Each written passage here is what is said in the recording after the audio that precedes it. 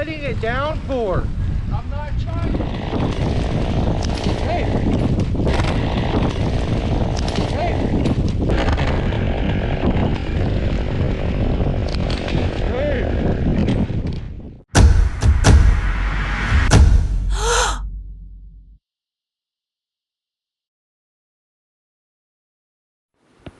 Alright, so first of all, I want to thank you for clicking on the video and giving me your time. I just feel like I need to address this right now before I go on to part 2. Part 2 will come out real soon, but this is honestly my biggest nightmare. So we're going to use some stills here and explain it in detail. This area right here is the no zone. You don't want to have to make any decisions at all inside this area. That's the biggest thing. Decisions outside of this area, smart decisions, easy to make. When you're forced to make a decision inside this area, all rules are off and major mistakes have been done.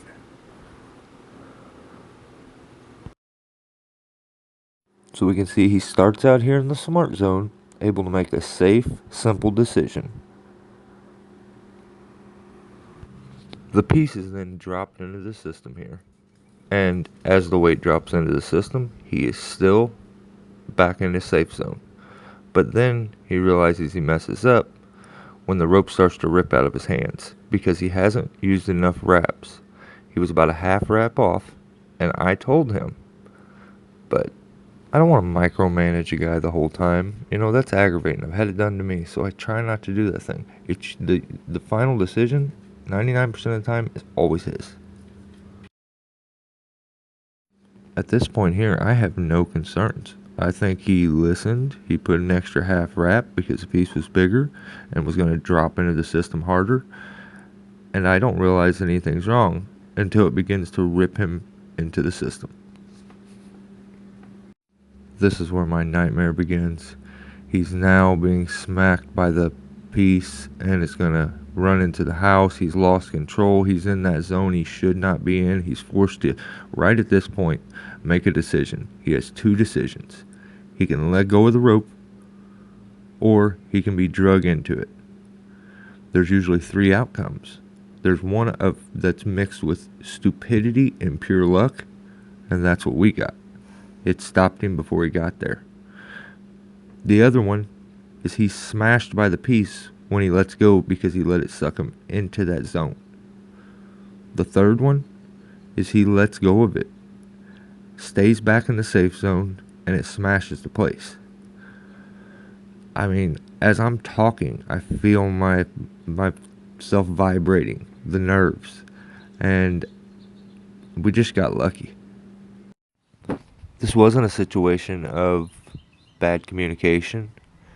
There was good, clear communication.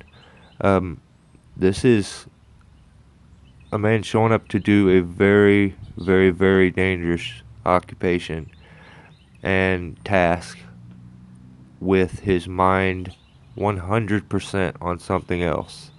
I'm not the guy that needs to tell someone's personal business, but I know so much more that I won't get into.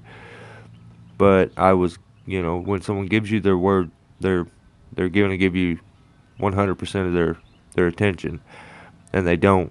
This is the outcome. Ground guys, don't get caught in that dumb decision zone. Stay in the smart zone. Give your full attention. It's just not worth it. Someone's going to get hurt. Thanks for watching, and stay safe. Part 2 coming soon.